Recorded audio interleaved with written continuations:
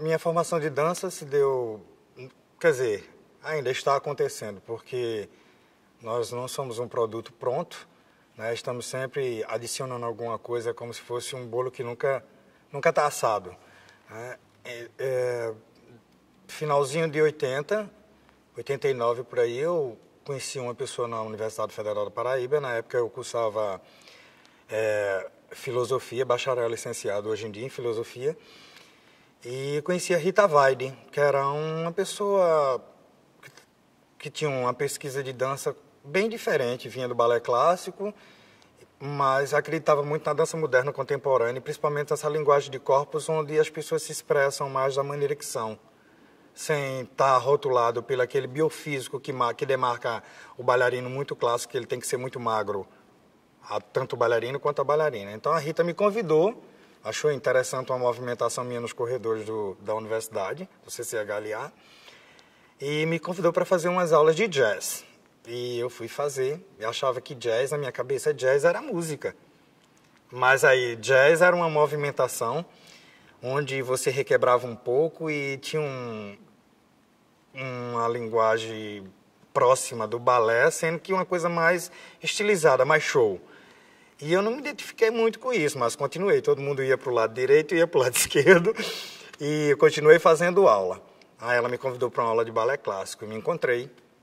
Minha musicalidade, a coisa foi trabalhando junto e eu fui aprendendo muitas e muitas outras coisas. E comecei a participar de festivais e fazendo aula com outros professores, porque em João Pessoa era bem limitado. Cada escola de dança com seu nicho, né, funcionando como um nicho, e aquele professor dá todas as aulas da academia ou dá todas as aulas num determinado lugar, e ele também coreografa o grupo. Nessa época não existia muito a possibilidade da gente desenvolver um trabalho coreográfico coletivo, era muito centralizado mesmo naquela figura de quem sabia mais porque tinha mais tempo de dança. E participando de alguns festivais, comecei a experimentar fazer aula de dança de outras coisas, que não era só o balé clássico. Então comecei a ver dança moderna, um outro estilo de jazz que não era aquele que a minha professora tinha oferecido. Em 94 eu saí de João Pessoa. Fui tentar audição no balé da cidade de São Paulo, junto com outro bailarino daqui, o Ranieri Maia, do qual a gente não tem mais notícia. E eu tentei a vida em São Paulo, o Ranieri foi embora, nenhum dos dois passou na audição. E eu fiquei um bom tempo em São Paulo fazendo aula com um monte de gente. Ismael Guise, eu fiz aula com ele, com a Diva Tomé. Depois retorno para João Pessoa, mas retornei para João Pessoa com uma outra ideia na cabeça, completamente diferente do que eu tinha carregado daqui. Que a dança parecia estar um pouco mais atrasada na nossa cidade, né? Como as pessoas viam, como elas se movimentavam, tinha uma ideia de corpo, outra ideia de corpo que não era essa que eu tinha saído daqui. Então, é como se eu tivesse sido contaminado, de uma certa forma, e volto para a cidade com uma outra ideia. Faltava colocar em prática essa nova ideia, que o meu corpo já fervia com movimentações diferentes, bem longe daquela linguagem que era a do balé clássico. Pouco tempo depois apareceu uma audição também no Balé de Niterói, por ocasião de uma visita, que o Odimar tinha uma escola de dança, e ele trouxe a Márcia Pinheiro para dar um curso aqui, e ela falou de uma audição que ia ter na Balé da cidade de Niterói, no qual ela era professora. Então, seguimos em caravana para lá, uns 5, 6 bailarinos aqui da cidade, para fazer a audição. E eu passei um bom tempo ainda fazendo aula lá no Rio e retorno para João Pessoa. Consegui concluir meu curso, que eu tinha jogado para cima, e continuei dando aula de dança, mas nesse intermezzo eu, de uma certa forma, me interessei por atividades físicas no geral, né? Trabalhar com ginástica de academia e outras coisas. E, de uma certa forma, mantinha em paralelo a atividade de dança, que é mais para sustentar o espaço que a gente queria para manter o grupo Nato Livre, né? E no outro horário, num horário mais cedo, funcionava a academia de ginástica, que era onde os alunos pagavam para fazer a manutenção do nosso trabalho. Na verdade, funcionou dessa forma. E o Nato Livre, ele praticamente sobreviveu até 94, quando, na ocasião, a Rosa Cagliani estava sendo responsável pela área de dança de um dos Fenartes, e a gente apresentou a Família Russa, que é um trecho apresentado no filme Retratos da Vida, onde o Jorge Dom dança o solo do Bolero de Ravel. Então a gente adaptou para 3 bailarinos. Eu acho que, se eu não me engano, foi o último trabalho feito pelo Nato Livre. 3 homens, porque já não existiam mais mulheres dançando com a gente. E eu segui estar à frente, fazendo curso com outras pessoas, me identificando com outras técnicas, pesquisando mais acerca do corpo, né, e das movimentações e possibilidades que ele pode oferecer. Canísio, fala um pouquinho, você tem como falar de Eudimar? Meu contato sobre falar de Eudimar, assim, meu contato foi bem repentino com ele, né? Eu tive aula com uma pessoa que fez aula com ele, né? Então, no caso, não só o José Nadir Hilton, como a Rita Varia tinham feito aula com o Eudimar, mas queriam uma outra linguagem de dança que não fosse a do balé clássico, essa reprodução do balé de repertório. Então, eles começaram a criar e participaram de festivais, vários festivais no Nordeste, nunca tiveram oportunidade de ir para fora. E fora do Nordeste, né? No caso, conheceu realmente o Sul. E o Eudimar foi uma época que a gente ficou sem espaço para dar aula, e ele me convidou para dançar, fazer aula com ele, mas não era bem a minha praia. Eu não curtia muito balé. Então, era um contato bem rápido. Ele era uma pessoa forte na dança. Existiram, na verdade, outras pessoas que trabalharam com balé, mas ele insistia e persistia nessa coisa do balé de repertório. Então, quando eu cheguei no Nato Livre, após esse convite da Rita Weide, eu era simplesmente um aluno, mais um aluno na sala, que ela, para se manter, ela tinha um horário no sábado, então só fazia aula no sábado. E o Nato Livre já estava na estrada desde 1987, se eu não me engano, com certeza. Desde 1987. Um grupo criado por Rita Weide e José Nadir Hilton, uma dupla para um encontro de dança, não, era mostra de dança do Sesc, que era realizado no Sesc Centro, naquela área da quadra, organizada por Maurício Germano e Chico Noronha. E eu já cheguei numa 3ª montagem coreográfica, a gente não tinha ainda espetáculo, chamado Linguagem da Loucura, foi uma remontagem. Já cheguei na remontagem e com esse trabalho a gente foi para Campina Grande, para o Festival de Inverno. E o grupo começou a se apresentar até aparecer no Fenarte.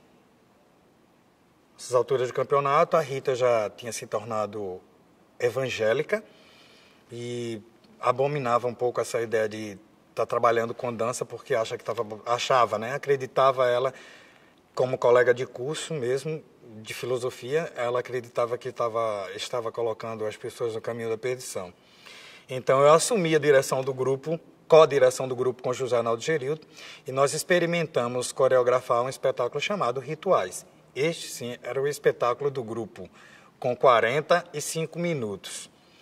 Era o grupo que tinha mais homens na cidade, 5 homens dançando. E 3 mulheres. Durante um bom período, essas mulheres foram sendo substituídas, até mesmo por conta de afazeres, não só casamento ou qualquer outra coisa que tinha que fazer. Na primeira formação, a gente tinha Rosiane Lima, Alessandra Nazário e Minerva Mena. Bem depois, a gente substituiu por Márcia, Regina e Marilene Silva, eram irmãs, que tinham sido do Balé Eudimar, e Maria Lúcia de Camilles. Então,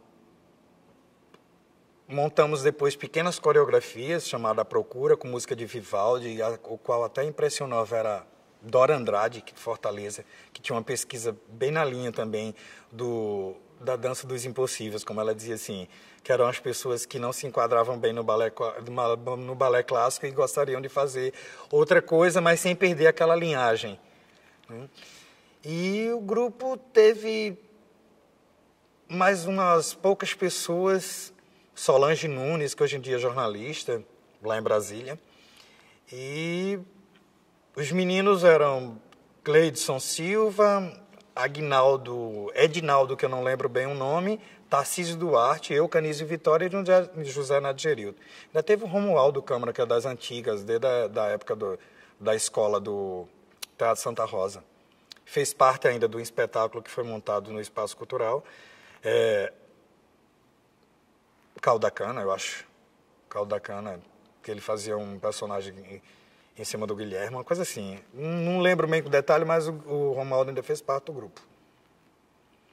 E, bom, o grupo praticamente chegou à extinção depois da família russa. Essa remontagem com os 3 bailarinos, que já não eram mais os mesmos. Na verdade, só tinha eu, José, e o André Torres, que era um ginasta.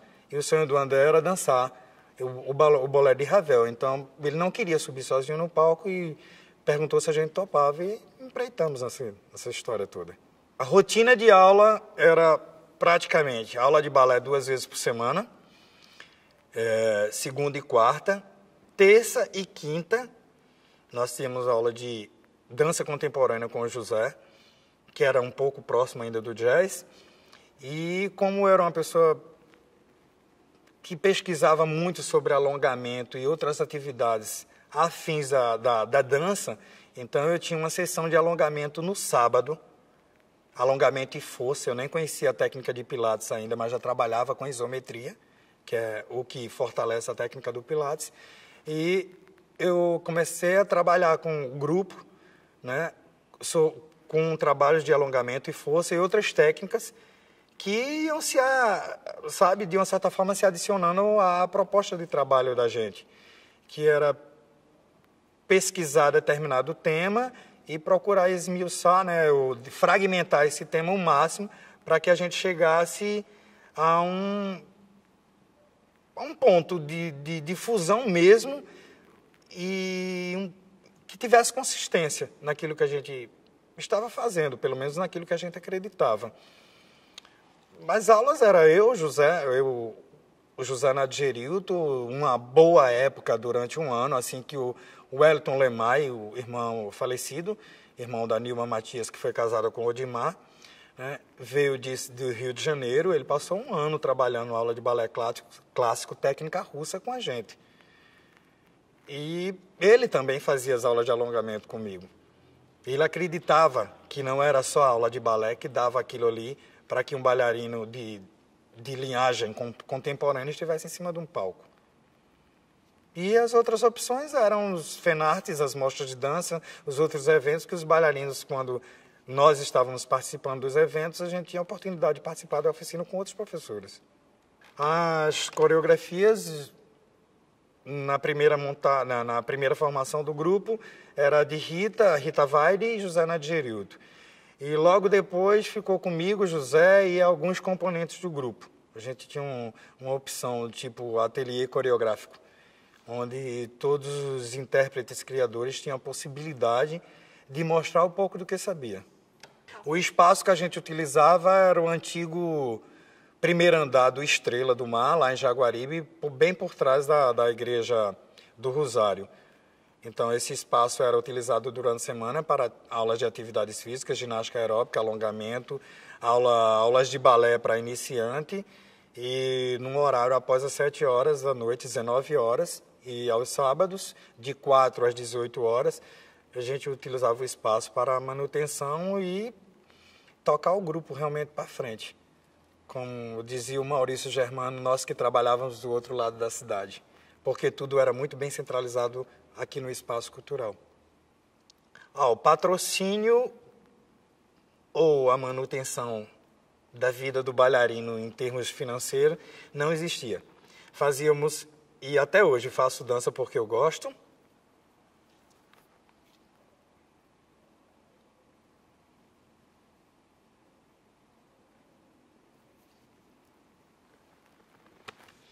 sem enxugar. Até hoje eu faço porque eu gosto, porque eu acredito.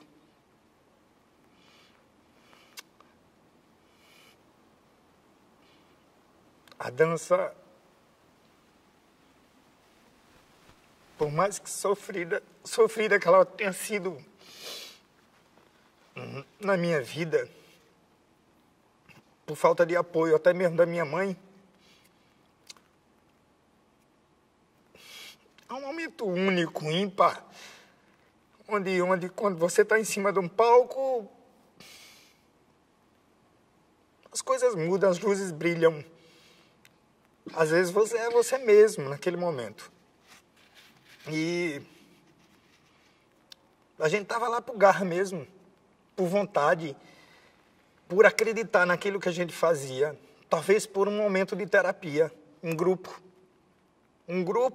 em terapia de grupo, fazendo dança, questionando os problemas sociais, os nossos problemas que estavam, de uma certa forma,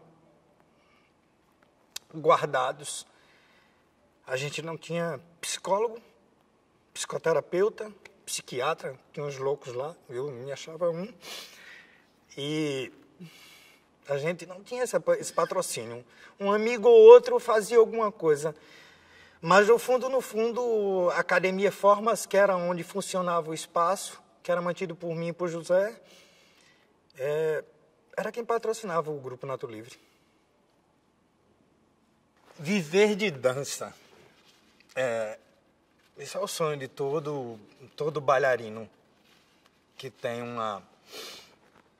pelo menos que passa por uma formação ou frequenta alguma escola de dança, alguma atividade dançante, que não seja uma boate ou um show qualquer, né?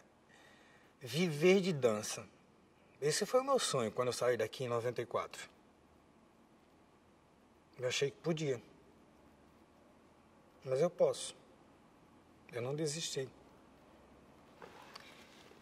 E dizer que viver de dança é fácil, não é fácil. A gente tem que dar aula, porque uma pessoa não tem manutenção da vida profissional do bailarino. A não ser um grupo onde a gente tem pessoas que têm um conhecimento a mais, que mantém o nível das aulas, ou tenta manter esse nível de aula, e a gente vai sobrevivendo de editais para montagem de espetáculo, e se apresenta aqui ou ali, e tem um certo cachê que é dividido, hoje em dia, é pensado na entidade grupo, antigamente não existia isso. O grupo passa a ser um elemento onde você cria uma reserva financeira para eventuais problemas, né? Mas é bem difícil sobreviver de dança em João Pessoa. As pessoas que sobrevivem de dança é porque estão dando aula e continuam fazendo dança porque gosta. Porque acredita, porque dança ainda é uma terapia. É arte-terapia, no final das contas. Bem, o chute inicial de dar aulas mesmo aconteceu quando a Rita fez uma opção pela igreja dela. E eu era um dos melhores alunos que ela tinha, então ela me passou essa incumbência de assumir uma turma de garotinhas de 8 a 13 anos de idade para dar aula lá em Jaguaribe, no espaço que a gente utilizava para manter o Grupo Nato Livre. E, como todo e qualquer professor, a gente tenta imprimir nas crianças ou nas pessoas que estão fazendo aula conhecimento que para mim ainda era um pouco parco, né? Eu sabia o nome de passos, eu dominava e até executava alguns. Mas depois que eu fui para Rio e São Paulo, primeiro São Paulo, depois Rio, e comecei a estudar outras coisas que estavam diretamente ligadas à movimentação corporal do ser humano, né? Eu fui vendo que não era bem por ali, que tinha outros elementos que se faziam necessário para que o aluno ele entenda como funciona algumas partes do corpo dele, até porque a gente impregna técnicas, né? E defende movimentações técnicas de posições de corpo, que nem todo o corpo nasceu para aquilo. E eu fui fazendo aula e mais aula, e sempre tirava e tiro até hoje o que tem de melhor em cada método de aula que eu fiz. E procuro trabalhar com uma metodologia muito própria. Eu não acredito que um bailarino... Desculpa. Um bailarino, quer seja ele clássico ou moderno, né, esse bailarino contemporâneo, ele suba ao palco simplesmente com aquela movimentação que ele faz ou que ele tem em sala de aula. Ele precisa de muito mais coisa, ele precisa de uma aula de teatro, ele precisa de um trabalho de música, ele precisa de um trabalho de esporte. Se ele vai correr num palco, ele precisa saber correr em cima do palco. Ele precisa também ter fôlego, ele precisa fazer um trabalho de treinamento de atletismo, não para ser um atleta de atletismo, correr 200, 100 metros, não é isso, mas para que ele tenha a resistência necessária para um espetáculo no qual ele está atuando, para que ele simplesmente não seja um estereótipo marcado em cima de luzes e que cortinas fecham, abrem e ele simplesmente sobe e eu sou um bailarino porque eu coloco um braço desse jeito. O elemento bailarino, ou bailarino intérprete criador, como as pessoas estão chamando hoje em dia, ele é muito mais do que isso. E antes de tudo, ele é um ser humano. Ele só precisa aprender a subir no palco e representar aquilo ao qual ele está sendo solicitado. Tipo, ao personagem que ele está sendo remetido. E quando ele sair dali, ele voltar a ser ele mesmo. Para não carregar lá para o mundo fora, externo ao palco, aquela coisa que não é ele. É um ser humano. Então, subiu no palco, tem que ver que tipo de trabalho você está fazendo, que aula você está tendo, para que você consiga ficar bem próximo daquilo ao qual realmente você se propõe. Não acredito que seja só aula de balé. Balé é técnica, aula de balé clássico é técnica e não é um meio. Entendeu? Não é a finalidade, é um meio para se chegar a alguma coisa. Não é que é um meio. Na verdade, eu acho que fica no meio. Fica como se fosse uma cordinha, como diz Nietzsche. O homem é uma corda atada para além do bem e do mal. Então, você tem que saber até onde você usa o balé ou você não usa o balé, tá? E tentar equilibrar. Porque se você está num balé de repertório, você tem que ser o bailarino clássico. Mas se você está num balé de linguagem contemporânea ou linguagem moderna, você tem que saber qual a proposta dessa dança moderna e essa dança contemporânea. Com a extinção do Nato Livre, no nosso último trabalho em 94, com a família russa durante a época do FENARTE, o André foi tentar a vida na Bahia, a convite de uma outra pessoa. E o meu amigo José estava passando por sérios problemas psicológicos mesmo, uma vida meio desequilibrada. E eu fui trabalhar com o Odimar. Não dar aula, só fazer aula e dançar algumas coisas da escola, que não era grupo. Era realmente resultados que se fazia com os alunos mais adiantados. E o Ranieri apareceu querendo fazer alguma coisa de dança e me convidou para dançar o espetáculo dele, o Warm Up. Na época também foi chamada a Nilma Matias, a esposa do Odimar, Marina Klippel, que era uma aluna de Odimar, mas tinha sido antes de José Enoch, e Denilce Regina, que ainda está na ativa até hoje, né? E a gente foi fazendo esse trabalho, mas Ranieri era muito inconstante, sempre foi muito inconstante, ele estava aqui hoje e amanhã ele sumia. O trabalho só teve uma estreia e 2 dias de temporada.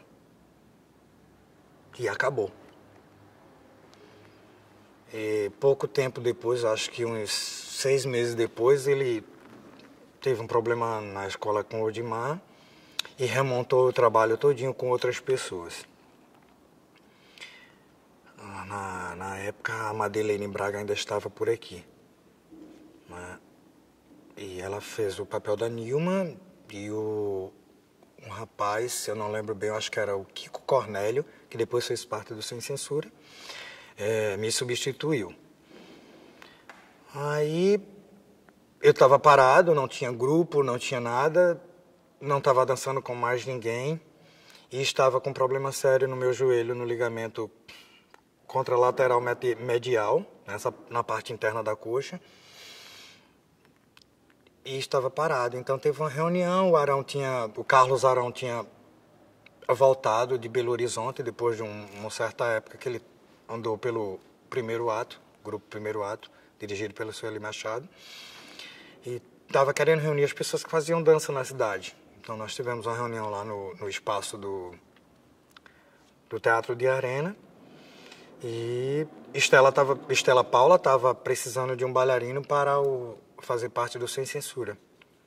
Porque alguém tinha deixado ela na mão e perguntou dos meus horários. Eu falei e passei a fazer parte do grupo em 96, com a estreia do espetáculo Ápice. Na minha trajetória de dança, eu nunca participei de muito grupo. Grupo que não era companhia, né? E foi o Nato Livre, depois a Escola de Odimar, depois esse trabalho com Ranieri, estava no Sem Censura. Eu fiquei no Sem Censura até 2000, mas sempre fui coreografado por outras pessoas. Na época do Nato Livre, o Guilherme Schultz coreografou um trabalho chamado Exercício de Amor e Desamor, assim que ele tinha voltado da Bahia. E no Sem Censura, nós tivemos a oportunidade de conhecer muitos coreógrafos vindos de fora, né? Apesar de nem todos utilizar todo o elenco. Né? No caso, o Marcelo Pereira, ele utilizava todo mundo, uma figura fantástica, para mim é uma referência em dança. Marcelo Pereira, hoje em dia com escola na Suíça. O Ayrton Tenório também utilizava só as meninas, ele não gostava muito dos homens dançando. O Mário Nascimento também andou pela companhia, não utilizava muito os homens dançando, ele só utilizava as meninas. E tivemos a oportunidade também do Maurício Germano, que passou pelo grupo, montou um trabalho chamado Oberon, então ele utilizou todo o elenco. E eu fazia um fauno no espetáculo. E depois, eu acho que o último trabalho que eu participei do grupo mesmo, do Sem Censura Companhia de Dança, foi um espetáculo que a Rosa Cagliani montou, chamado No Destino Nordestino, que tinha a direção dela, mas que ela aproveitava tudo o que nós sabíamos fazer e que poderíamos criar. Ela lapidava e depois arrumava a casa do jeito que interessava. E foi outro trabalho dançado, porque o Ventos d'Alma, que foi o trabalho de Marcelo Pereira, ele praticamente foi morrendo. O grupo tinha muita sede de querer dançar muita coisa nova e não criava um próprio estilo. Bebia de muitas fontes, no caso Sem Censura, bebia de muitas fontes, mas faltava um pouco de identidade. E nessa época eu já estava no Colégio Pio X, como professor de dança de todas as turmas da alfabetização ao terceiro ano médio. E eu comecei a desenvolver de novo os meus trabalhos como coreógrafo no colégio, para tudo quanto era evento, Olimpíada, que na época era uma coisa muito forte no colégio, hoje em dia já não tem tanto peso. E eu coloquei de volta na rua o grupo chamado Underdance, que teve uma época muito forte durante a permanência do Marcos Napoleão pelo colégio. Depois reapareceu com Rosa, mas depois sumiu de novo, então eu levantei o grupo, o Underdance, e coloquei de novo na rua com alguns trabalhos. E que eram mini coreografias, não chegava a ser espetáculo, porque o colégio não dava subsídio para que nós fizéssemos isso. E o grupo também não era muito bem visto, porque ele tinha que se limitar aos muros da escola. Não era um grupo para estar no meio da rua, porque os alunos, as bailarinas e os meninos que faziam parte do grupo, eles tinham outros propósitos para a vida, né? Eu acho que praticamente já delineados pelos pais. Então, dança era simplesmente para não fazer educação física. Então, vou fazer aula de dança, mas tinha uns talentosos. E desse talento, tem uma ainda na rua, hoje em dia, chamada Lília Maranhão, que já é uma história bem depois. Quando eu fui demitido do Pio Décimo, já não estava mais dançando também, não sem censura. Eu resolvi criar o Paralelo Companhia de Dança. Eu digo criar porque o grupo foi criado por mim. Em 2003, começou com um solo de Joyce. O grupo não tinha esse nome, era o Área Companhia de Dança. Ela fazia um solo numa cadeira. E em 2004, algumas ex-participantes do grupo Andedães queriam continuar fazendo aula comigo e eu não tinha espaço para isso. Então a gente usava o mezanino da casa da Joyce, lá na Monsenhor de Loncoitinho, que é o finalzinho da Beira Rio. E eu dava as aulas e continuava fazendo o trabalho coreográfico.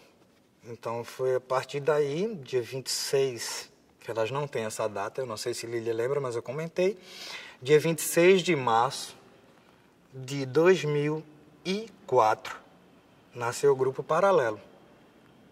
Paralelo porque era uma descendência praticamente do Andedães. Andedães em francês significa pés paralelo. Então, para eu continuar com esse trabalho, eu recebi uma sugestão de que, como não era mais Andedães, ficava Paralelo Companhia de Dança. E o primeiro trabalho foi com o solo da Joyce, que não tinha ainda esse nome Paralelo, mas foi com o solo da Joyce. Nós modificamos um pouquinho o solo dela. E o Léo, que tinha sido do Paralelo, Léo Santana, que hoje em dia é formado em turismo, está em Mato Grosso, ia dançar com Joyce e a Lília Maranhão. Mas aí deu um problema e eu tive que assumir o lugar, então remontei o trabalho todinho, chamado A Sombra do Que Fomos Nós, em cima de um poema do Gabriel Garcia Marques, do Amor e Outros Demônios. E a trilha sonora toda era do filme Abril Despedaçado. Que, por incrível que pareça, todas as cenas foram se coadunando. E não tínhamos os títulos das músicas. E quando a gente foi conferir o título da música, batia exatamente com cada cena. Acaso, determinismo, não sei. Eu sei que aconteceu. E, posteriormente, o grupo despontou, né? Com o trabalho, a gente ganhou uma mostra estadual. Da mostra estadual foi para o Fenarte. Recebemos um convite da Rosa Cagliani para ensaiar no espaço, porque a gente ensaiava num lugar que não era bem adequado para a dança, mas fazíamos. E veio um outro trabalho chamado Provérbios 1, em cima de uma passagem da Bíblia. Logo depois, 2 cânticos e uma canção, já em parceria com Joyce. Joyce já estava coreografando. E depois veio o Malak, que foi uma coisa que me inspirou, um documentário sobre Pablo Picasso, que até hoje me inspira, falando um pouco da vida dele e da obra, vida e obra, né? Praticamente uma biografia mesmo do cara, um documentário perfeito. E simultaneamente, eu assistia muito documentário na época, eu vi um trabalho de Marcelo Massagão, chamado Nós Que Aqui Estamos Por Vós Esperamos, um filme, um curta, super interessante. E eu tinha ideia de montar um espetáculo que falasse de anjos, porque eu fui muito influenciado pelo filme Cidade dos Anjos. Então, vendo esse média e do Marcelo Massagão, Nós Que Aqui Estamos Por Vós Esperamos, traz, né? Na verdade, o filme traz muito do que o sujeito contemporâneo é pós-guerra. E o filme Cidade dos Anjos, ele tinha um pouco de Matrix na nossa visão. Então a gente começou a pensar outras coisas e como fazer um anjo que não fosse esse anjo de asa, mas esse anjo que somos todos nós. E a gente foi pesquisando, pesquisando e criando movimentos e viu o que era que tinha a ver, para onde a gente ia, para que época a gente estava indo. E a gente queria botar coisas pesadas, corpo físico, peso. E culminou com o trabalho Malaki, que significa anjos em aramaico, que é a primeira língua da Bíblia, e Malaki, 2 pontos, as cores da paixão. A paixão de quem? A nossa. Porque a paixão de Pablo é muito recortada, igual o trabalho dele. As obras, você tem que colar os pedaços para entender como funciona a loucura da cabeça dele, maravilhosa loucura, e que cores da paixão era essa que para a gente trazia de significado. E o cinza, depois de todo o vermelho, depois que tudo que queima, que o fogo queima, só resta cinza. Então o espetáculo foi sugerido pela Joyce assim, de uma forma com ciclorama vermelho e o tom de cinza e preto dominando o espetáculo numa penumbra. Teve alguém na época até que sugeriu uma fumaça, e eu não curto muito essa coisa de fumaça, eu acho muito show de forró, entendeu? Perde muito, acaba com o bailarino, a qualidade da fumaça acaba com a garganta da gente. Às vezes cobre cenas que a gente não necessita, porque tem um louco lá atrás, soltando a fumaça de qualquer jeito, ele viaja, ele acha bonito, vou jogar uma fumaça. Bom, isso acontece. Teatro acontece essas coisas.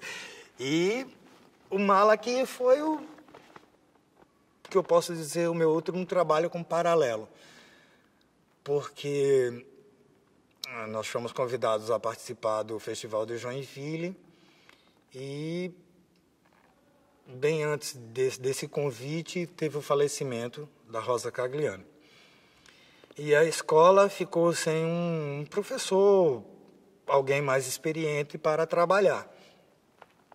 E, conversando com os dirigentes da escola, me fizeram essa proposta e eu assumi os horários de turma e coincidia exatamente com os horários do Paralelo Companhia de Dança. Tive uma reunião com o Paralelo, assim, após o retorno a João Pessoa, desse festival de Joinville, e achei que as meninas já estavam bastante crescidinhas para tocar o grupo para frente e trabalhar com um projeto mais de pesquisa, onde não fosse mais só uma pessoa coreografando. Já tinha um trabalho na agulha, com um pouco de ajuda minha também, chamada As Três Irmãs. As Três Irmãs tinham uma proposta muito antes de ser As Três Irmãs, também em cima do filme, que era do Almodóvar, Mulheres à Beira de um Ataque de Nervos. Mas a coisa foi tomando uma outra dimensão, eu acho que ficou só os nervos mesmo, porque o trabalho foi introduzido, ou de uma certa forma movimentado dentro de uma obra de Tchekov, Antônio Tchekov, As Três Irmãs. E que houve uma confusão, mas, bom, a pessoa que estava dirigindo era outra, a visão era outra, e eu estava, de uma certa forma, batendo asas para um outro lugar. E essa foi a minha despedida com o grupo. Eu relutei um pouco no começo, porque eu encontrei o Acena num trabalho, num processo de transição, começo de montagem de espetáculo, algumas coisas eu ainda não estava preparado. O elenco eu tinha que conhecer, eu conhecia as pessoas, mas uma coisa é você conhecer alguém fazendo aula e outra coisa é conhecer alguém, você fazendo um trabalho num processo coletivo. Então eu fiz uma proposta para Joyce Barbosa e eu disse, eu dou aula para o grupo e você desenvolve o seu potencial como coreógrafa, porque como bailarina a gente já conhecia. Então, como coreógrafa, você vai trabalhar com um público muito heterogêneo, extremamente heterogêneo, de pessoas com linguagens corporais completamente diferentes. É uma boa oportunidade de você fazer alguma coisa, que não é aquele espaçozinho que a gente trabalhava o paralelo, que já não era mais na casa da Joyce, era no prédio da Lília, é um edifício bem próximo ao Cabo Branco Clube. E ela foi fazendo o trabalho. Logo depois que ela resolveu não mais trabalhar com o grupo, eu assumi a direção do trabalho de pulsação, que foi um trabalho iniciado praticamente com Rosa, e que Joyce, de uma certa forma, imprimiu a marca dela. Às vezes eu fico procurando Rosa no espetáculo e não vejo.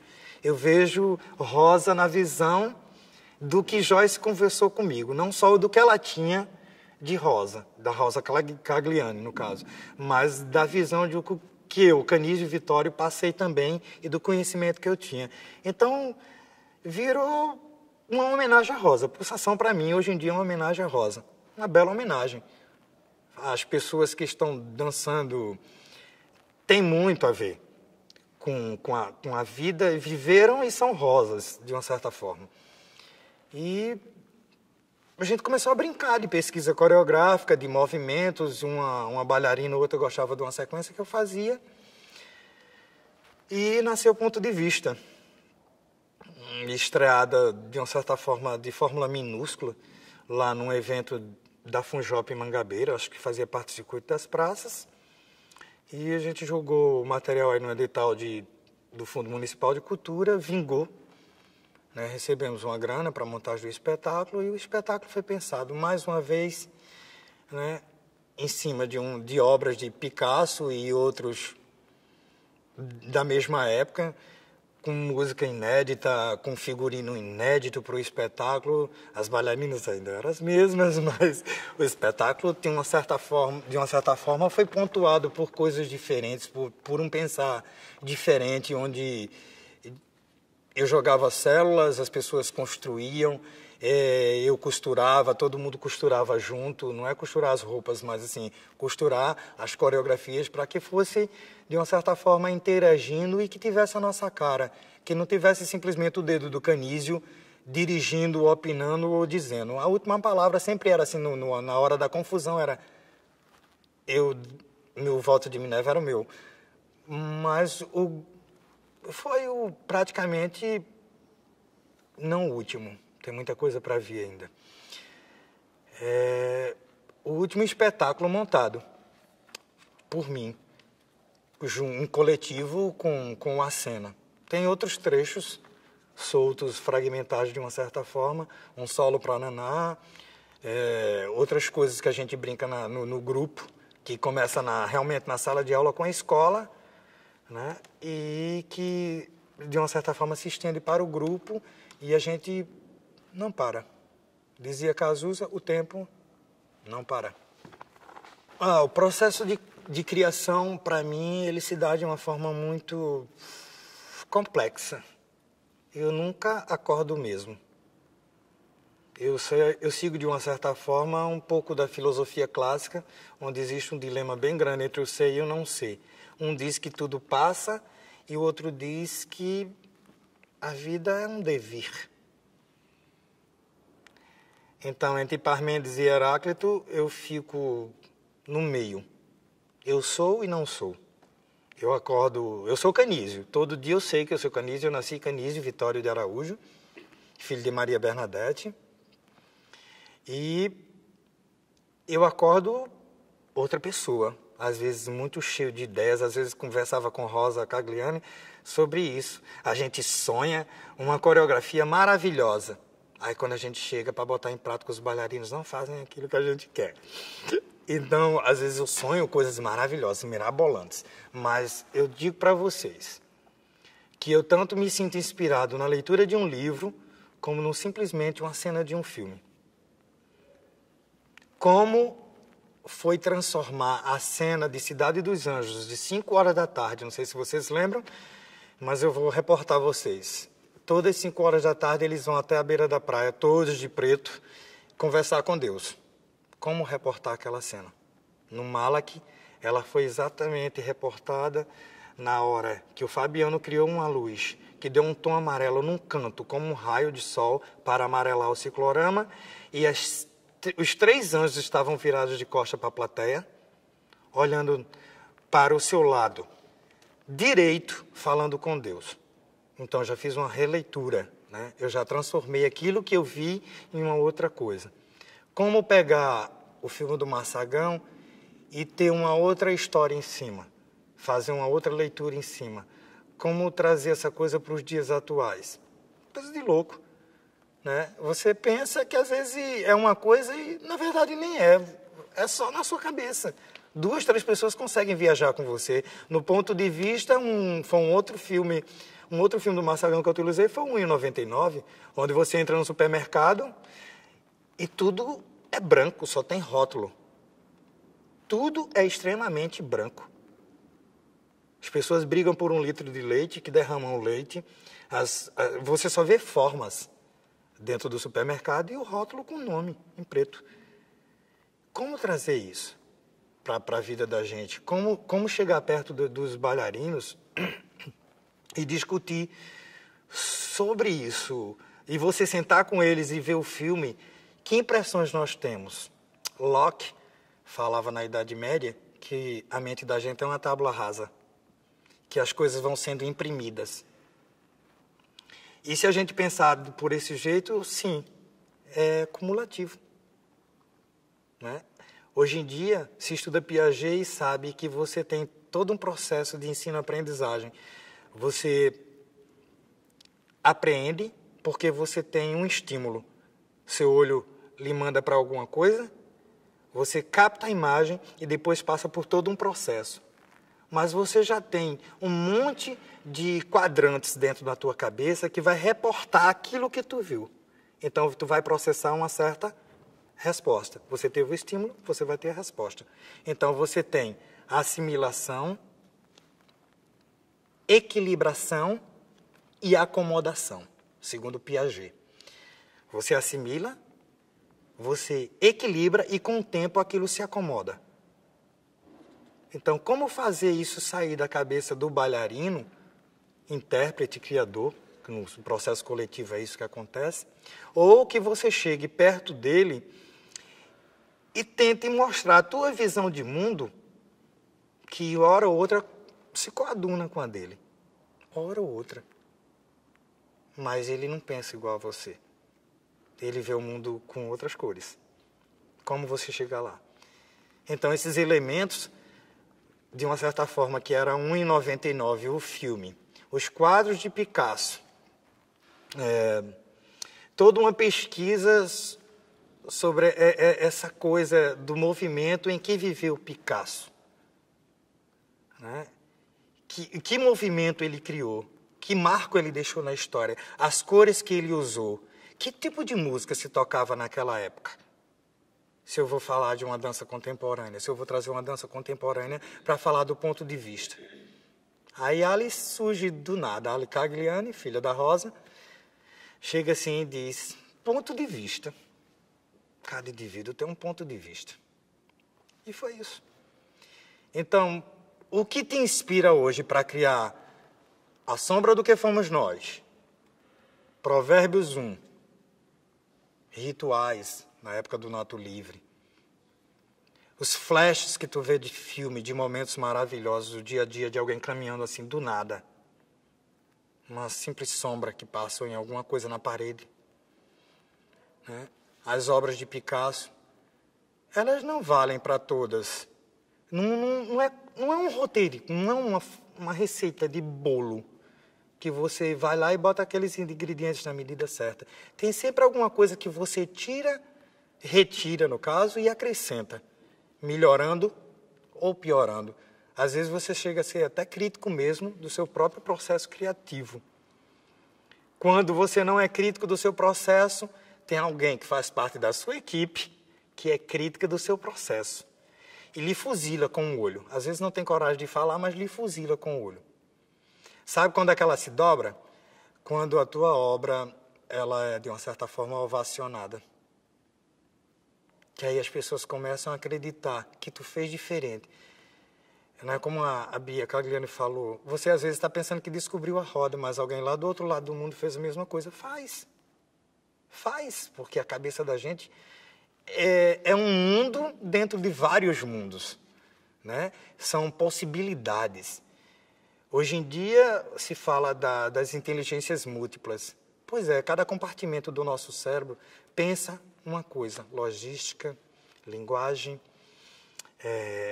interpretação, tá? O que é que eu faço na dança, com a dança, que eu vá utilizar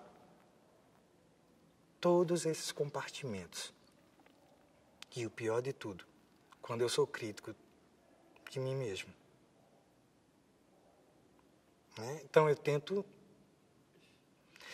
tento estar próximo. O possível, eu acho que é das pessoas que estão trabalhando comigo, porque o processo criativo ele varia muito. Eu não posso te dar a fórmula pronta, não tem modelinho pronto de criação. Como eu não acredito em escolas de formação de criadores. Pessoas nascem criadoras. Elas sentem. Arte é sentimento. O que é que a dança precisa para ser arte? Ela já é arte, ela já nasceu arte. Ela só precisa ser mais valorizada. Ela tem um discurso todo próprio. Agora, nós vivemos em lugares, ou atuamos em lugares, onde a noção, ou até mesmo a cultura local, tem um certo modelo de arte. Então, quando você não faz aquela dança que as pessoas estão esperando, ou que elas tiveram a formação e informação, porque eu digo, a formação é quando você se prepara para tal. Você tem uma técnica X, então eu tive a formação de clássico. Então, eu tenho uma técnica clássica dentro do meu corpo. E a informação é aquilo que eu capto no mundo todo. Então, se eu sou uma pessoa limitada em termos de dança, que não fui procurar informação na cultura mundial, porque eu acho que arte é uma questão de cultura. Ou eu gosto ou eu não gosto. Não existe o belo e o feio. Aquilo é bonito, aquilo... Não, ou eu gosto ou eu não gosto. Tem coisas que eu não gosto de ver. Como tem coisas que eu babo para ver. Entendeu? Então, fico lá delirando. E tem espetáculo de dança que eu vou a primeira vez, eu não volto. Eu não assisto mais. Existem espetáculos que eu vou ver 2, 3 vezes, já cheguei a ver.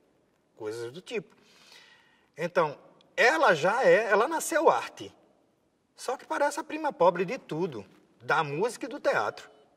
Né? Cinema nem se fala, ninguém questiona muita coisa de cinema, apesar de ter críticos. Tem crítico em tudo quanto é lugar, crítico de música, crítico de arte, de arte no sentido geral, mas crítico de teatro, crítico de dança,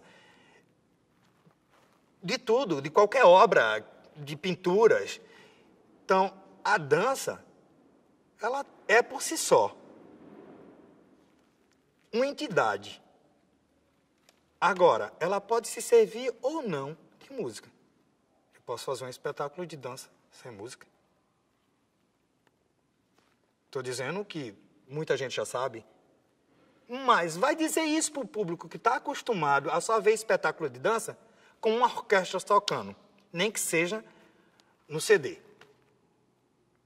Ele não vai se acostumar com aquela ideia de estar vendo um bailarino ou um grupo de dança criando sons, que é uma coisa que incomoda, criando sons no próprio corpo, no chão, ou seja lá em qualquer outro lugar. Porque o modelo que ele tem na cabeça, porque a cultura que ele tem é essa, de que tem que se botar uma música para que alguém dance. Mas a dança, ela serve também de quê? Da pintura. Eu uso cores. Hoje eu uso pesquisa de figurino. Hoje eu chamo alguém para compor uma música para os movimentos que eu estou fazendo. Aconteceu isso, parece incrível, mas aconteceu isso com a cena. O Tiago Sombra, né, chegou a ver algumas movimentações das meninas e em cima do que ele viu da movimentação, ele criou alguns trechos do espetáculo. Um outro trabalho do grupo, que foi uma recente pesquisa que as meninas fizeram com 2 músicos, eu não lembro bem o nome deles 2, também tinha isso. Elas, em cima de palavras, criaram movimentos e eles criaram sons em cima daquilo ali.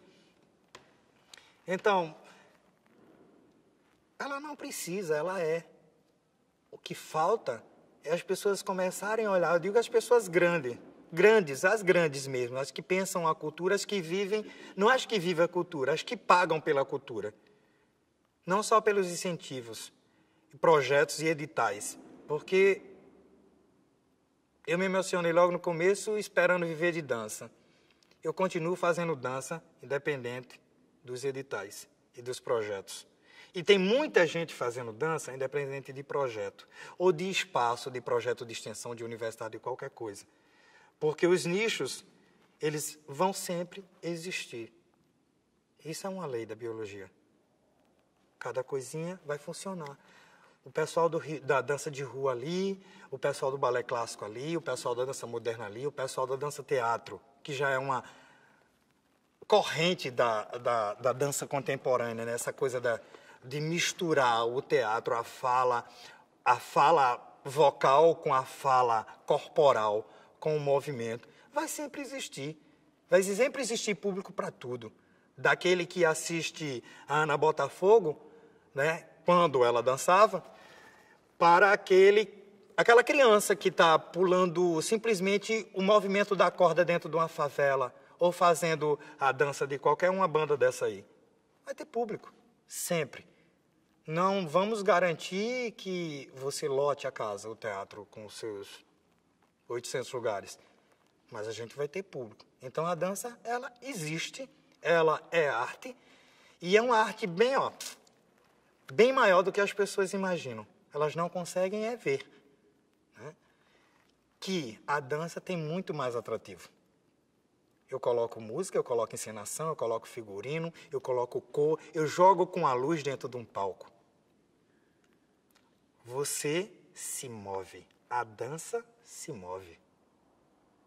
Você assiste um espetáculo e você está sentado na cadeira, mas vez por outra uma perna se estica, um braço queria fazer algo que alguém está executando em cena. A gente é muito passivo quando assiste uma orquestra de câmara, um espetáculo de uma orquestra sinfônica, porque a gente simplesmente senta e só privilegia um sentido, que é a audição. Porque a primeira coisa que entra na gente é o som que está vindo lá. Depois é que você vai olhar a movimentação do cara do violino, do cara do cello. A dança não, tem mais coisa. A música, o figurino, a luz, os bailarinos, os corpos, é um conjunto. E até mesmo a gente tenta entrar na história que está sendo contada ali. Ou não, se não tiver. Tem muita dança que é movimento, só pelo movimento. Momentos de efervescência na cidade de João Pessoa. Não é que esse é praticamente o meu território. Eventos. As escolas que eu tenho registro, a escola mais antiga de dança daqui, que não é escola, é uma academia. A gente tem que desmistificar isso. Por enquanto ainda é uma academia. Escola de Dança do Teatro Santa Rosa. Desde das antigas, com professoras e mais professoras, até ano passado eu estava com uma antiga professora que vinha dar aula aqui, a Flávia Barra, de Recife, que continua dando aula no estúdio de dança da Ruth Rosenbauer. É um ícone na história da dança.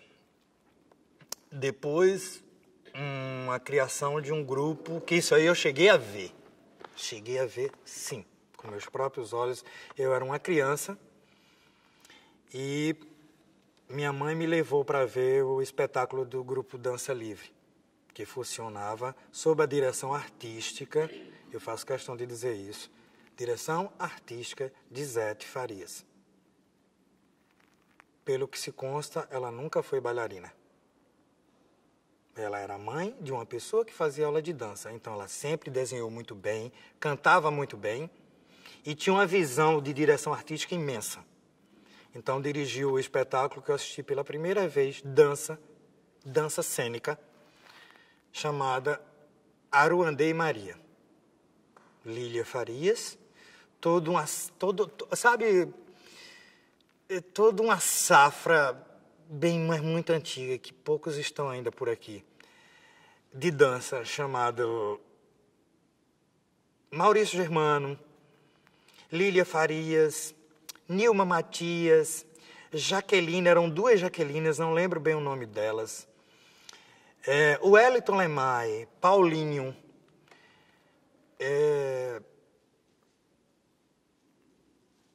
teve 2 mais que eu não lembro o nome porque eu acho que já faleceu. Foram para o Rio de Janeiro. E a escola de dança do Teatro Santa Rosa, que assim sempre foi chamada e que nunca mudou, estava sempre jogando essa galera na rua, essas meninas e meninos que faziam dança e que mantinham um grupo e subsistindo de uma certa forma, né? Quando a gente quer fazer, a gente faz com... Não precisa ter 10. A gente faz. É aquela coisa, nada muda a não ser que você mude. E o grupo era isso, mas eu nem pensava em fazer dança. Fazer aula de dança. Teve um outro trabalho que eu assisti, mas não lembro o nome. Veio bem depois um espetáculo do Rio de Janeiro chamado Macunaíma, que tinha os movimentos de dança que me chamou a atenção. Todo mundo muito pelado, mas não foi pela nudez, e sim pela movimentação dos atores em cena. Eu acho que foi pela primeira vez que eu vi dança contemporânea. O que eu vejo, no meu entender hoje em dia, né, dança contemporânea. E tem histórias de José Enoque, não sei bem quando, um rapaz que saiu de Rio Tinto, próximo a Mamanguape, e que foi para Broadway, que dançou na Broadway, e que voltou para João Pessoa e que montou uma escola de dança num prédio que era da mãe da Estela Paula, na Avenida Coremas. Montou uma escola e que criou o nome. Logo depois veio o Odimar Vieira Leite, não sei se era José Odimar, mas acho que era Odimar Vieira Leite, com formação pelo Teatro Municipal do Rio de Janeiro, que também trouxe o seu balé clássico, só balé clássico, a visão dele era balé clássico, balé de repertório. E eu acho que nossa última edição foi a Rosa Cagliano. Fala um pouco sobre ela. Que chegou com uma visão de formação clássica, mas que tinha uma visão de dança completamente diferente. E acho que praticamente ela inseriu as primeiras noções de dança contemporânea realmente nessa cidade. Não que dança contemporânea tenha técnica. Na verdade, a dança contemporânea ela se serve de várias técnicas, de várias movimentações, para se criar uma linguagem de dança contemporânea. Porque eu posso fazer um balé clássico contemporâneo. Agora, balé de repertório é outra coisa diferente. Balé de repertório tem uma época, tem uma marca, tem um estilo. E aí a gente vai encontrar as divisões do balé clássico. Os balés chamados balés brancos são os balés clássicos puríssimos. Gisele, Sylphide, são balés que marcam o balé clássico, por ter coisas que você não consegue mudar, porque são chamados balés brancos, né? Aí depois vem fulano com o começo do neoclássico, dança moderna, não sei o quê. A Rosa chegou aqui com esse conhecimento que não era Odimar, com o seu balé clássico, que não era José Enoque com o seu show Broadway, mas era uma pessoa que estava no meio da situação, segundo a minha professora, né, a Rita Weide, que estava no meio da situação com uma nova visão sobre a dança, com propostas de dança, inclusive de transformar a escola de dança, criada depois, né, aqui no Espaço Cultural, como uma escola de dança com currículo, que é isso que eu questionei no começo, que a escola de dança do Teatro Santa Rosa não é uma escola sem currículo. São professores que dão aulas em seus horários, que foram se fixando nos lugares por serem funcionários públicos, não é? E foram se fixando, e outros não, que não são funcionários públicos, que foram fazendo seu nome lá e assim foram ficando. E criando, mas pelo que me consta, não tem metodologia. Balé, para ser uma escola de balé, precisa seguir um método, né? Que método é esse? Aí eu me pergunto, quem trabalha com Royal, quem trabalha com a escola russa, essa aí eu sei que trabalha com russo, e quem trabalha com Bournonville, com a técnica cubana, com os diversos métodos, porque balé clássico é simplesmente um nome. Os métodos que são aplicados são diferentes. entendeu? A forma de aplicação desses métodos é que faz a diferença, é o que marca uma escola, né? Ou a época de uma escola, como é o caso do Balé Castro Alves. Ela tem uma época que tem uma marca completamente russa, por causa do professor que passou por lá. E Rosa vinha com essa coisa, dessa dança diferente. Ela vem com uma dança diferente. Ela veio com uma dança diferente, criando coisas diferentes, visões diferentes, aproveitando as técnicas dos bailarinos e que os bailarinos tinham, ousando, dando alguma coisa para eles, dando mais alguma coisa. Eu cheguei no final disso tudo. Eu já tinha feito aula de uma certa forma, não vou dizer que não tive aula com ela. Eu tive aula com alguém que fez umas aulas com ela. Então, de uma certa forma, eu carrego alguma coisa dela, né? E o fato de eu ter saído de João Pessoa e ter feito aula no Sul, me deixou um pouco distante, porque eu não tive essa conexão direta. Eu vim conhecer Rosa em sala de aula como professora, durante a época da montagem do Nordestino para o Sem Censura, Companhia de Dança, onde ela deu algumas aulas. E, bom, tinha uma forma diferente. Cada ano que passava, eu acho que cada vez impregnada pela nossa cultura, principalmente pela nossa cultura nordestina, ela foi mudando muito daquilo, das concepções de dança, da visão de dança.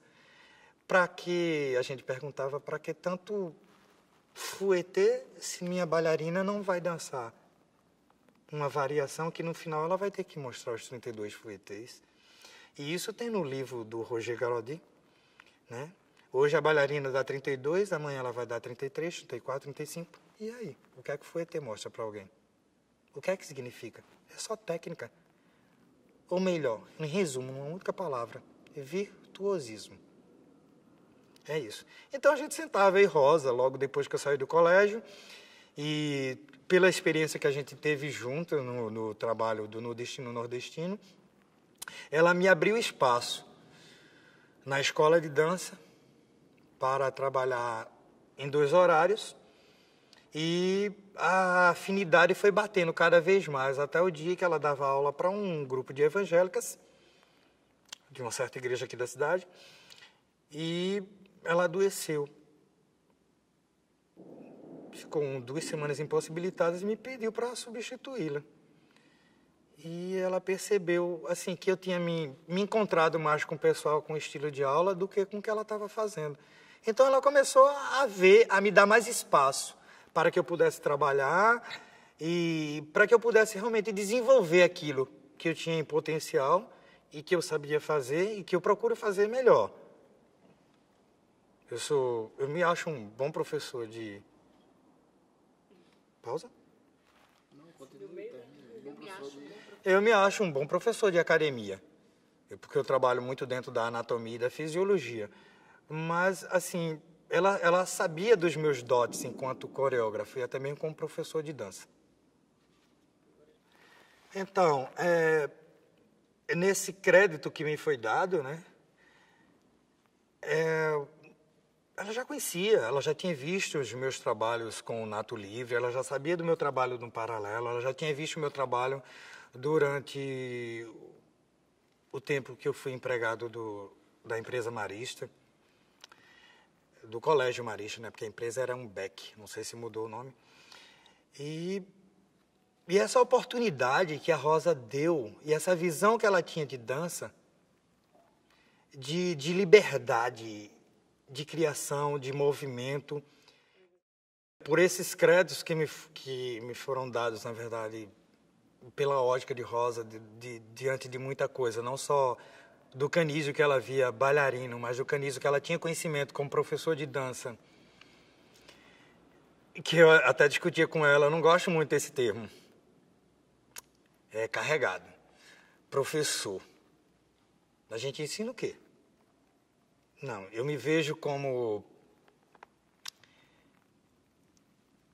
intermediário, bem intermediador não, facilitador de técnicas, né? A palavra é essa. Porque a gente aprende um monte de técnica de dança, eu sei algumas, não muitas, mas algumas técnicas e como diferenciar um estilo do outro, principalmente dentro das escolas modernas, né, que existem vários seguidores e várias coisas que vão marcando, ou de uma certa forma, igual o cachorro quando faz xixi, para demarcar o território. Alguns coreógrafos das antigas fizeram as suas marcas em estilos de dança moderna. E eu conhecia não só a técnica, mas a aula, e vinha adicionando junto esse conhecimento de anatomia, de fisiologia, na verdade, esse conhecimento físico do corpo, que vai para além de simplesmente execução de passos. Não basta a gente ir para uma aula de balé e todo dia fazer o mesmo movimento, que é um bate-mantandi, que é esticar a perna ou para o lado, ou para frente, ou para trás. Né? Só esticar a perninha, ela se distancia, fazendo uma angulação, igual ao compasso, tá? Você fica com a perna de base e a outra perna sai até aqui, você tira uma perna numa angulação, para frente, para trás, tem nome, devant, de côté ou derrière, em francês, né? Então tem essa limitação e todo dia você vai fazer a mesma coisa. E o aluno vai fazer a mesma coisa. Mas se você não chega para ele e não faz com que ele descubra como aquela perna sai dali e que ele sente prazer em tirar uma perna dali, como ele tira aquela perna do lugar, ele vai simplesmente para o palco fazer qualquer movimento que lembre o bate-mantandi como quem não fez nada. Então falta o quê? Feeling, emoção. Então ele vai simplesmente executar uma coreografia, ele não vai dançar. É aí que eu digo onde está a diferença, onde mora a diferença, da pessoa que faz aula e da pessoa que dança. Se você simplesmente acumulou passos na sua vida e sabe todos os granjetês, fouettês, deboulés e tudo mais, mas quando você sobe no palco, você não consegue ser aquela pessoa que encanta a plateia. Pô, não é porque sua perna bate na orelha. É aí onde mora a diferença entre Ana Botafogo e Cecília Cash. A Ana Botafogo, ela é uma bailarina bem artística. A Cecília Cash é uma bailarina que eu posso assim dizer circense. Ela é boa, ela tem aquela coisa do ginasta, mas não tem alma na hora de dançar. Ela simplesmente executa. Essa diferença que a gente vai levando, que às vezes não nos é oferecidas nos cursos que a gente chega a fazer por aí pelo Brasil todo, ou até mesmo nas escolas de dança de formação, de qualquer técnica, não oferece essa coisa. Muitas delas, hoje em dia, já está um pouquinho, de uma certa forma, envolvida em algumas disciplinas, noção de anatomia, ritmoplastia, figurino, cenário, alguma coisa, para que a pessoa saia da escola com um pouco mais de conhecimento, a não ser execução de passos. Né? Mas existem escolas que simplesmente ensinam como você executar esses passos de nomenclatura em francês, que é típico do balé. Então a gente tinha essa coisa, eu e a Rosa, de a gente conversar muito mais, que não era um bate-mantandi que ia fazer uma diferença no bailarino, mas era a presença dele no palco na hora da interpretação do papel ao qual ele foi designado. Entendeu? Da coreografia toda, que ele tinha que sair do personagem, da hora que ele estava fazendo o personagem, e ir caminhar no palco, ainda com o personagem no corpo, que não fosse simplesmente a de um bailarino que estava executando passos, de uma sequência coreográfica. Porque a gente passa para qualquer pessoa. Uns executaram melhor, outros não. Mas precisamos dessa coisa, do feeling. Então, aí eu fui ficando. A Fazendo Arte me acolheu, a família toda me acolheu, começaram a acreditar mais nas coisas, nas aulas, e sentir mais as coisas, e se abrirem, que foram sempre, eu acho que a formação da escola é uma formação para o mundo, não é para a vida, é para o mundo, para que as pessoas se sintam bem dentro das artes que são oferecidas dentro da escola, e até se estendendo um pouquinho mais para outras coisas. A Fazendo Arte tem essa visão de que eu não preciso ser o ator, eu preciso ser ator. Então, simplesmente atuar. Eu tenho que saber fazer um cangaceiro até um lorde, não sei de onde, de Shakespeare. Né? E a Fazendo Arte tem essa abertura. Canísio, aula de balé? De balé. Mas é aula para bailarino, é aula para dançar, gente. Não é para levar, não vai levar você para o Municipal do Rio. Você vai ter que comer balé de manhã, de tarde, de noite e frequentar várias horas de aula por dia para ser um bailarino, um puta de um bailarino. Você tem que simplesmente saber dançar. Que dança é essa que você faz? Que dança é essa que você quer? Você quer dançar chachado? Você quer dançar ciranda? A dança do pezinho, que a gente dá na escola? Você quer fazer dança contemporânea? Você quer fazer dança teatro? Que dança é essa? Então, vai nutrir o teu corpo de técnicas, entendeu? De conhecimento, tá? Vai, se impregna de algumas coisas e deixa a essência fluir a que melhor faz bem. Porque você pode beber várias doses, mas uma bebida, uma única bebida, você vai exalar durante a noite toda. Não vai ser o cheiro do álcool, mas aquela que predominou. Hoje em dia, eu tenho algumas coisas comigo que eu acho que eu vou morrer com elas mesmo. Só eu sei. Não vou revelar, mas eu digo para vocês uma coisa bem rapidinha. É assim, eu fiz aula de balé, mas eu me apaixonei pela dança moderna. Foi na dança moderna que eu encontrei meu corpo. E hoje em dia eu faço dança contemporânea com a mistura de dança moderna, com a mistura de balé clássico, com a linguagem corporal de esportes, com uma linguagem que eu tento chegar perto de gente, de ser eu mesmo no palco, de ser gente, porque gente é que dança. Não sou um pássaro que tem que fazer a dança do acasalamento para conquistar o outro, abrir como o pavão abre toda a cauda dele para encantar. Eu sou gente dançando. Então, eu tento ser gente em cima do palco e eu tento passar para as pessoas que dançam comigo ou que fazem aula comigo que, antes de tudo, elas têm que cuidar do único instrumento que elas têm enquanto bailarinos, que é o próprio corpo. Essa é a minha preocupação. E eu acho que eu dou continuidade ao trabalho da Rosa. Não espero comparações, eu nunca quis comparação, porque Rosa é Rosa, né? Porque Canísio, depois que assumiu, não. A gente tenta fazer do nosso jeito. Não é à toa que as duas meninas dela, as duas filhas, continuam no grupo fazendo e vai lá, vem cá, sai gente, entra gente e nós estamos lá firmes e fortes ainda, continuando o trabalho. Entendeu? Não é mais a Rosa. O Pulsação não é a Pulsação que Rosa via. Entendeu? A Fazendo Arte passou por sérios processos e continua e vai continuar passando por processos porque a gente tem que crescer. Né? A gente tem que crescer como pessoa. Porque se a gente estagna e acha que todo aquele aprendizado que eu sei é o correto, me desculpa a palavra, mas fudeu o mundo. Geral. Então, você vai ter que nascer de novo. Ou você se abre, como eu falei antes, para essa cultura. Que cultura é essa? Que dança é essa? Que dança é essa que eu faço? É a nossa dança. Eu pouco estou me importando, que eu já sentei com as meninas do grupo para conversar. Se alguém gostou ou não gostou. Entendeu? A gente faz a dança que interessa a nós. A dança que nos faz bem. Porque isso é o que nos move. É essa dança que nos move. É essa dança que acredita. Estamos abertos a isso. Então, o espaço oferece isso. O grupo tem essa perspectiva de fazer coisas diferentes. E assim vamos seguindo. Acredito, sim.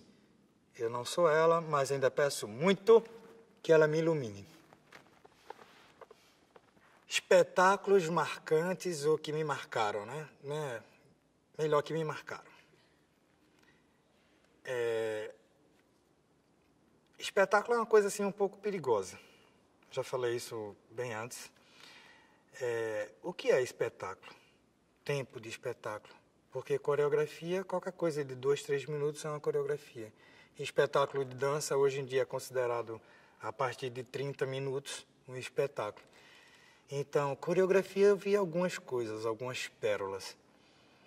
Espetáculo, eu posso citar, não só o que eu dancei, mas que eu até vi depois, porque uma coisa foi dançando, eu não consegui me ver.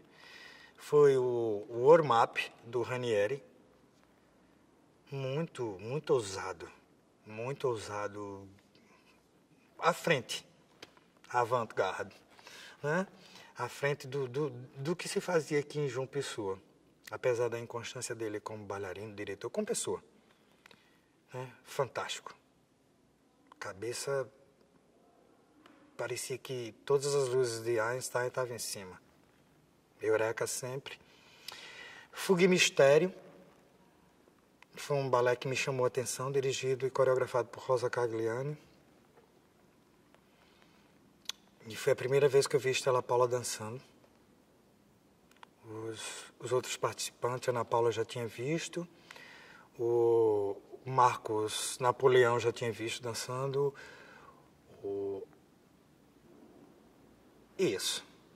Tinha uma guria, uma menina chamada Kátia, não sei das quantas, que fazia parte da escola e que introduziram no espetáculo, mas assim, no geral, o espetáculo da cidade.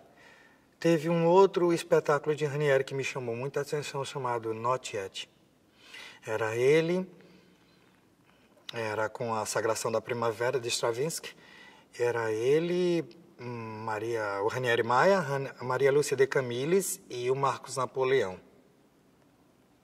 que tinha uma disparidade um pouco grande, Ranieri Lúcia e Marcos Napoleão, que não tinha ainda uma movimentação bem dentro daquilo que o Ranieri estava pedindo.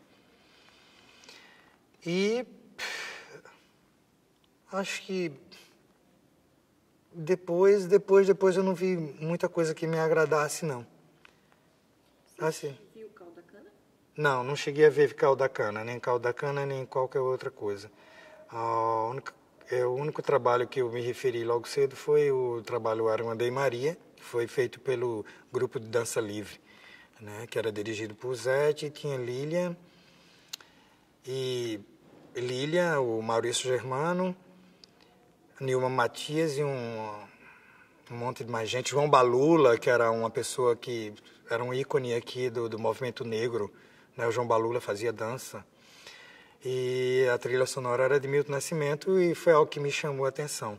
Essa história da escravatura mesmo, né? De senhor de engenho e mocinha e escravo, foi um trabalho que me chamou a atenção. Não mais mesmo. Eu acho que tem muita coisa que fica omissa, porque eu ainda estou com uma memória bem boa, mas os flashes vão chegando assim, e de acordo com a história, ela vai e volta, né? Você, como começou a fazer dança, como você fala, o seu discurso, de quando você participou. O meu tempo foi limitado em alguns grupos, mas eu sei da existência de trabalhos na cidade, daquilo que eu gostaria de ver novamente, daquilo que eu não gostaria, como é o caso do Fuga e Mistério. Eu tenho vontade de remontar. Já falei até com o pessoal da Cena, mas a gente precisa de um elenco para fazer uma remontagem do trabalho, né? E João Pessoa, né? Porque tem uma extensão chamada Campina Grande, né? Que apareceu gente dançando de lá, que eu vi algumas coisas que eu achei interessante. Mas João Pessoa mesmo, eu me firmo nessas duas pessoas. Rosa com Fuga e Mistério e o Ranieri Maia com os dois trabalhos, um dos quais eu participei. De lá para cá, o que a gente tem visto cada um fazendo realmente o seu, porque, como eu te falei, a dança se move, e enquanto existir alguma luzinha brilhando dentro dessas pessoas e elas acreditarem que a dança os move, que a gente dança por aí. Dos espetáculos que eu participei, assim, de trabalhos, teve esse trabalho do Ranieri, que é o warm-up, e, assim, o que eu amo de paixão mesmo, é Ventos d'Alma. Um trabalho que foi dirigido por Marcelo Pereira, na época que eu estive no Sem Censura.